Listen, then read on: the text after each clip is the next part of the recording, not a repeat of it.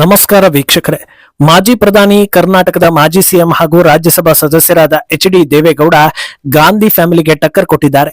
ಸೆಷನ್ನಲ್ಲಿ ರಾಹುಲ್ ಗಾಂಧಿಯ ವರ್ತನೆ, ನಿಯಮಗಳ ಉಲ್ಲಂಘನೆ ಬಗ್ಗೆ ಸ್ವಲ್ಪ ಗಮನ ಹರಿಸಿ ಬುದ್ಧಿ ಹೇಳಿ ಅಂತ ಕೈ ವರಿಷ್ಠೆ ಸೋನಿಯಾ ಗಾಂಧಿಗೆ ತಿಳಿಸಿದ್ದಾರೆ.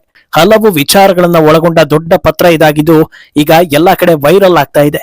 ಇಷ್ಟು ದಿನ ಪತ್ರ ಲೇಖನ ಅಂದಾಗ ಇರಾನ್ ಪರವಾಗಿ ಸೋನಿಯಾ ಬರೆದಿದ್ದ ಪತ್ರ ನೆನಪಾಗ್ತಾ ಇತ್ತು. ಆದ್ರೆ ಈಗ ದೇವೇಗೌಡರ ಲೆಟರ್ ಅದನ್ನ ಮೀರಿಸಿ ಮುಂದಕ್ಕೆ ಹೋಗ್ತಾ ಇದೆ. ನಾನಾ ರೀತಿಯ ಚರ್ಚೆಗಳಿಗೆ ಇದು ದಾರಿ ಮಾಡಿಕೊಟ್ಟಿದೆ. ಇನ್ನೊಂದೆಡೆ ದಿಢೀರಂತ ರಾಹುಲ್ ಗಾಂಧಿ ಹೊಸ ರಾಜಕೀಯ ಅಸ್ತ್ರ ಪ್ರಯೋಗ ಮಾಡಿದ್ದಾರೆ. ದಲಿತ ಐಕಾನ್ ಹಾಗೂ ಬಹುಜನ ಸಮಾಜ ಪಾರ್ಟಿ ಸಂಸ್ಥಾಪಕ ಕಾನ್ಸಿರಾಮ್ ಅವರಿಗೆ ಭಾರತ ರತ್ನಕ್ಕೆ ಬೇಡಿಕೆ ಇಟ್ಟಿದ್ದಾರೆ. ಆದ್ರೆ ಇದು ಬೇರೆ ರೀತಿಯ ಚರ್ಚೆಗೆ ದಾರಿ ಮಾಡಿಕೊಟ್ಟಿದೆ. ಇದೆಲ್ಲವನ್ನ ಒನ್ ಬೈ ಒನ್ ವಿವರಿಸ್ತಾ ಹೋಗ್ತೀವಿ. ಈ ವಿಡಿಯೋವನ್ನ ತಪ್ಪದೆ ಕೊನೆ ತನಕ ನೋಡಿ. ಅದಕ್ಕೂ ಮುನ್ನ ಮೀಡಿಯಾ ಮಾನ್ಸ್ಟರ್ ಚಾನಲ್ ಅನ್ನ ತಪ್ಪದೆ ಸಬ್ಸ್ಕ್ರೈಬ್ ಮಾಡಿ. ಎಸ್, ವಿಪಕ್ಷ ನಾಯಕನಾಗಿ ರಾಹುಲ್ ಗಾಂಧಿಯನ್ನ ವಿಮರ್ಶೆ ಮಾಡಿ ಅಂದ್ರೆ ಬಹುತೇಕರ ಕಡೆಯಿಂದ ನೆಗೆಟಿವ್ ಕಮೆಂಟ್ಗಳು ಸಹಜ ಎನ್ನುವಂತಾಗಿದೆ. ವಿಪಕ್ಷ ನಾಯಕ ಆಗಿ ಆಡಳಿತ ಪಕ್ಷವನ್ನ ಅಥವಾ ಪ್ರಧಾನಿಯನ್ನ ಪ್ರಶ್ನೆ ಮಾಡೋದು ತಪ್ಪು ಅನ್ನೋದನ್ನ ಇಲ್ಲಿ ಯಾರು ಹೇಳ್ತಾ ಇಲ್ಲ. ಪ್ರಶ್ನೆ ಮಾಡೋ ಅಧಿಕಾರ ಖಂಡಿತವಾಗಿಯೂ ಇದೆ, ಪ್ರೊಟೆಸ್ಟ್ ಮಾಡೋ ಅಧಿಕಾರವೂ ಇದೆ. ಆದ್ರೆ ಅದಕ್ಕೊಂದು ರೀತಿ, ನೀತಿ, ನಿಯಮಾವಳಿ ಅನ್ನೋದು ಇರುತ್ತಲ್ವಾ, ಅದು ಇಲ್ಲದೆ ಇರೋದೇ ಈ ನೆಗೆಟಿವ್ ವಿಮರ್ಶೆಗಳಿಗೆ ದಾರಿ ಮಾಡಿ ಕೊಡ್ತಾ ಇರೋದು. ಈ ಬಜೆಟ್ ಸೆಷನ್ ನ ಮುನ್ನಾ ದಿನದಿಂದ ಇಲ್ಲಿಯ ತನಕ ಲೋಕಸಭೆಯಲ್ಲಿ ಒಂದೇ ಒಂದು ಆರೋಗ್ಯಕರ ಚರ್ಚೆ ನಡೆಸೋದಕ್ಕೆ ಬಿಟ್ಟಿದ್ದನ್ನ ಯಾರು ಗಮನಿಸಿಲ್ಲ. ಎಲ್ಲಾ ಕಡೆಗಳಲ್ಲೂ ಗಲಾಟೆ, ಗದ್ದಲ. ಈ ರಂಪಾಟವನ್ನ ಗಮನಿಸಿರೋ ರಾಜಕೀಯ ಮುತ್ಸದ್ದಿ ಎಚ್.ಡಿ. ದೇವೇಗೌಡ ಕೈ ವರಿಷ್ಠೆ ಸೋನಿಯಾಗೆ ಮಹತ್ವದ ಪತ್ರವೊಂದನ್ನ ಬರೆದಿದ್ದಾರೆ. 2 ಪುಟಗಳ ಈ ಪತ್ರದಲ್ಲಿ ರಾಹುಲ್ ವರ್ತನೆಯಿಂದ ಪಾರ್ಲಿಮೆಂಟ್ನ ಪ್ರಜಾಪ್ರಭುತ್ವಕ್ಕೆ ಧಕ್ಕೆ ಬರ್ತಾ ಇದೆ ಅನ್ನೋ ಕಳವಳವನ್ನ ವ್ಯಕ್ತಪಡಿಸಿದ್ದಾರೆ. ಪದೇ ಪದೇ ಪ್ರೊಟೆಸ್ಟ್ಗಳು, ಗದ್ದಲ, ಗಲಾಟೆಗಳು ಸದನವನ್ನ ದುರ್ಬಲಗೊಳಿಸ್ತಾ ಇದೆ. ನಾನು ನನ್ನ ಜೀವನದ 65 ವರ್ಷಗಳನ್ನ ಪಾರ್ಲಿಮೆಂಟ್ ನಲ್ಲಿ ಕಳೆದಿದ್ದೇನೆ. ಇದರಲ್ಲಿ 90ರಷ್ಟು ವಿರೋಧ ಪಕ್ಷದಲ್ಲೇ ಇದ್ದೇನೆ. ಇಷ್ಟು ಸುದೀರ್ಘ ಕಾಲ ವಿಪಕ್ಷದಲ್ಲಿ ಕೂತಿದ್ರು ಯಾವತ್ತೂ ಕೂಡ ಸದನದ ಬಾವಿಗೆ ಇಳಿದು ಗಲಾಟೆ ಮಾಡೋ ಕೆಲಸ ನನ್ನ ಕಡೆಯಿಂದ ಆಗಿಲ್ಲ. ನನ್ನ ಹಾಗೆ ನೀವು ಕೂಡ ಹಲವು ಕಾಲದಿಂದ ವಿಪಕ್ಷದಲ್ಲಿದ್ದೀರಾ. ಆದ್ರೆ ಆ ಅನುಭವ ಅಥವಾ ಪ್ರಬುದ್ಧತೆ ರಾಹುಲ್ ರಲ್ಲಿ ಕಾಣಿಸ್ತಾ ಇಲ್ಲ. ರಾಹುಲ್ ನೇತೃತ್ವದಲ್ಲಿ ಕಾಂಗ್ರೆಸ್ ಸದಾ ಗದ್ದಲದಲ್ಲಿ ತೊಡಗಿದೆ.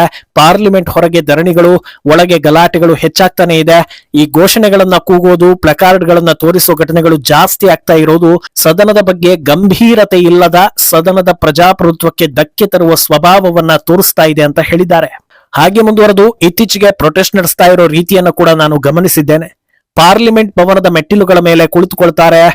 ಕೂತ ಜಾಗಕ್ಕೆ ಟೀ, ಬಿಸ್ಕೆಟ್, ಪಕೋಡ ಎಲ್ಲವನ್ನೂ ಆರ್ಡರ್ ಮಾಡಿ ತಿನ್ನೋ ಅಭ್ಯಾಸ ಶುರುವಾಗಿದೆ. ಇದೆಲ್ಲ ಪಾರ್ಲಿಮೆಂಟ್ ಭವನದ ಘನತೆಗೆ ಸರಿ ಹೊಂದೋ ಕೆಲಸಗಳಲ್ಲ ಅಂತ ಹೇಳಿದ್ದಾರೆ. ಈ ಮಾತು ಬರೋದಕ್ಕೆ ಕಾರಣವಾಗಿದ್ದು ಮಾರ್ಚ್ 12ರಂದು ನಡೆದಿದ್ದ ಘಟನೆ. ಪಾರ್ಲಿಮೆಂಟ್ನ ಮಕರ ದ್ವಾರದ ಮೆಟ್ಟಿಲುಗಳ ಮೇಲೆ ಕುಳಿತು ರಾಹುಲ್ ಹಾಗೂ ವಿಪಕ್ಷ ನಾಯಕರು ಟೀ, ಕಾಫಿ ಕುಡಿದು ತಿಂಡಿ ತಿಂತಾ ಇದ್ದ ಫೋಟೋ ಹಾಗೂ ವಿಡಿಯೋಗಳು ಸಿಕ್ಕಾಪಟ್ಟೆ ವೈರಲ್ ಆಗಿ ತೀವ್ರ ಆಕ್ರೋಶಕ್ಕೆ ದಾರಿ ಮಾಡಿಕೊಟ್ಟಿತ್ತು. ಅದರ ಬೆನ್ನಲ್ಲೇ ಈಗ ಎಚ್.ಡಿ. ಅದನ್ನ ಉಲ್ಲೇಖಿಸಿ ಪತ್ರ ಬರೆದಿರೋದು. ಅಲ್ಲದೆ ಪಾರ್ಲಿಮೆಂಟ್ನ ಪ್ರಜಾಪ್ರಭುತ್ವಕ್ಕೆ ದೊಡ್ಡ ಹಿನ್ನೆಲೆ ಇದೆ. Jawaharlal Nehru, Vallabhbhai Patel, doctor B R. ಅಂಬೇಡ್ಕರ್ ಹಾಗೂ ಅಬುಲ್ ಕಲಾಂ ಆಜಾದ್ ರಂತಹ ನಾಯಕರಿಂದ ಅದು ರೂಪುಗೊಂಡಿದೆ. ಅಂದಿನಿಂದ ಇಲ್ಲಿಯ ತನಕ ಇಂಥ ಗಲಾಟೆ, ಗೌಜುಗಳಿಗೆ ಪಾರ್ಲಿಮೆಂಟ್ ಯಾವತ್ತೂ ಸಾಕ್ಷಿಯಾಗಿದ್ದೇ ಇಲ್ಲ. ಆದ್ರೆ ಈಗ ಅದೆಲ್ಲವೂ ಆಗ್ತಾ ಇದೆ ಅನ್ನೋದನ್ನ ಬರೆದಿದ್ದಾರೆ. ಅಲ್ಲದೆ ಕಾಂಗ್ರೆಸ್ ಹಿರಿಯ ನಾಯಕಿಯಾಗಿರೋ ಸೋನಿಯಾ ಗಾಂಧಿ, ನೀವು ಪಾರ್ಲಿಮೆಂಟ್ಗೆ ಕಂಬ್ಯಾಕ್ ಮಾಡೋದು ಒಳ್ಳೆಯದು. ನಿಮ್ಮ ಅಗಾಧ ಅನುಭವ ಹಾಗೂ ಜ್ಞಾನ ಸದನಕ್ಕೆ ಬಹಳ ಅನುಕೂಲಕರವಾಗಿದೆ. ವಾಪಸ್ ಬಂದು ನಿಮ್ಮ ನಾಯಕರಿಗೆ ಯಾವ ವಿಚಾರದಲ್ಲಿ ಹೇಗೆ ನಿರ್ಣಯವನ್ನ ತೆಗೆದುಕೊಳ್ಳಬೇಕು, ಯಾವ ರೀತಿಯಲ್ಲಿ ಪ್ರಶ್ನೆಗಳನ್ನ ಎತ್ತಬೇಕು ಅನ್ನೋ ಸಲಹೆಯನ್ನ ನೀಡಿ. ಇದು ನಿಮ್ಮ ಪಕ್ಷಕ್ಕೂ ಹಾಗೂ ಸದನಕ್ಕೂ ಅತ್ಯಂತ ಅಗತ್ಯವಾಗಿದೆ ಅನ್ನೋದನ್ನ ಹೇಳಿದ್ದಾರೆ. ಅರ್ಥಾತ್ ನಿಮ್ಮ ಮಗನಿಗೆ ಸರಿಯಾಗಿ ಬುದ್ಧಿ ಹೇಳಿ ಅನ್ನೋದನ್ನ ಬಹಳ ನಯವಾಗಿ ಪತ್ರದ ಮೂಲಕ ತಿಳಿಸಿದ್ದಾರೆ. ಇದು ಕಾಂಗ್ರೆಸ್ ಪಾಲಿಗೆ ಮುಖಭಂಗ ತರಿಸುವ ವಿಚಾರ ಅಂತ ಸುದ್ದಿ ಆಗ್ತಾ ಇದೆ. ರಾಹುಲ್ ಗಾಂಧಿ ಸರಿಯಾಗಿ ವಿಪಕ್ಷವನ್ನ ಲೀಡ್ ಮಾಡ್ತಾ ಇಲ್ಲ ಅನ್ನೋದನ್ನ ಎನ್ಡಿಎ ನಾಯಕರು, ಮಾಧ್ಯಮಗಳು ಹೇಳ್ತಾ ಇರೋದು ಇದೇ ಮೊದಲೇನಲ್ಲ.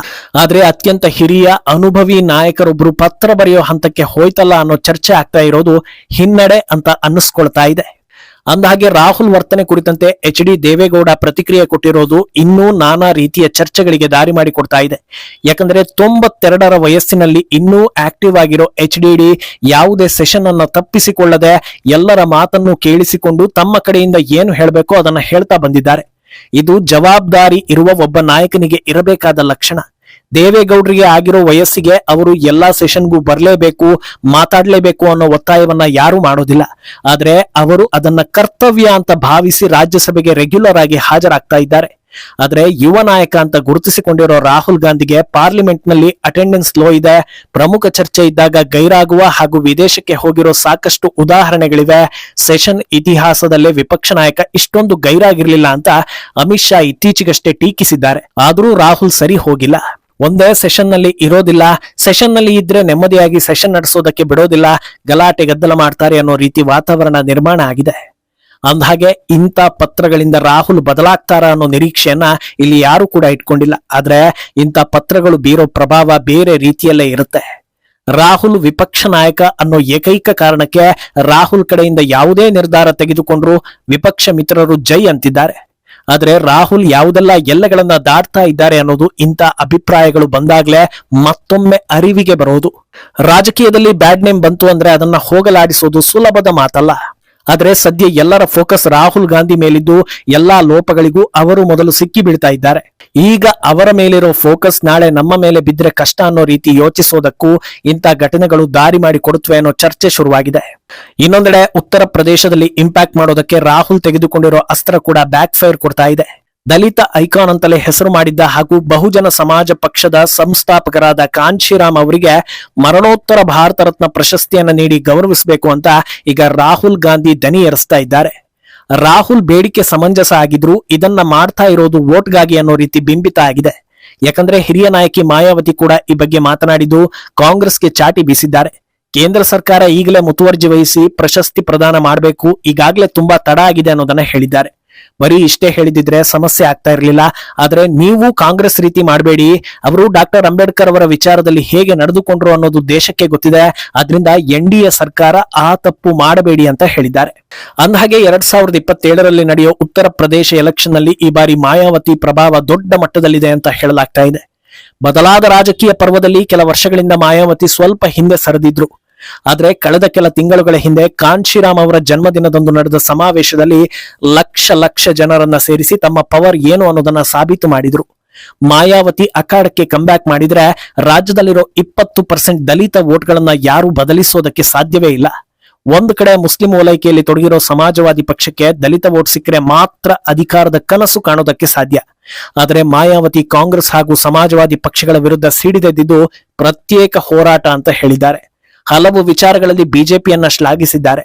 ಮಾಯಾವತಿಯ ಸದ್ಯದ ನಿರ್ಣಯಗಳನ್ನ ನೋಡಿದ್ರೆ ಒಂದೇ ಪ್ರತ್ಯೇಕ ಸ್ಪರ್ಧೆ, ಇಲ್ಲ ಅಂದ್ರೆ ಬಿಜೆಪಿ ಜೊತೆ ಮೈತ್ರಿ ಅನ್ನೋ ರೀತಿ ಇದೆ. ಆದ್ರೆ ಇದು ಚುನಾವಣಾ ಪೂರ್ವದಲ್ಲೇ ಆಗುತ್ತೋ ಅಥವಾ ನಂತರದಲ್ಲಿ ಆಗುತ್ತೋ ಗೊತ್ತಿಲ್ಲ. ಒಂದು ವೇಳೆ ಚುನಾವಣೆಗೂ ಮುನ್ನವೇ ಮಾಯಾವತಿ ಮೈತ್ರಿ ಘೋಷಣೆ ಮಾಡಿದ್ರೆ NDA ಸುನಾಮೆಯನ್ನ ತಡೆಯೋದಕ್ಕೆ ಸಾಧ್ಯವೇ ಇಲ್ಲ ಅನ್ನೋ ರೀತಿ ವ್ಯಾಖ್ಯಾನ ಇದೆ.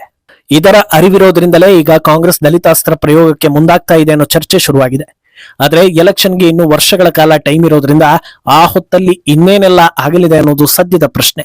ಈ ಬಗ್ಗೆ ನಿಮ್ಮ ಅಭಿಪ್ರಾಯವನ್ನ ತಪ್ಪದೆ ಕಮೆಂಟ್ ಮೂಲಕ ತಿಳಿಸಿ.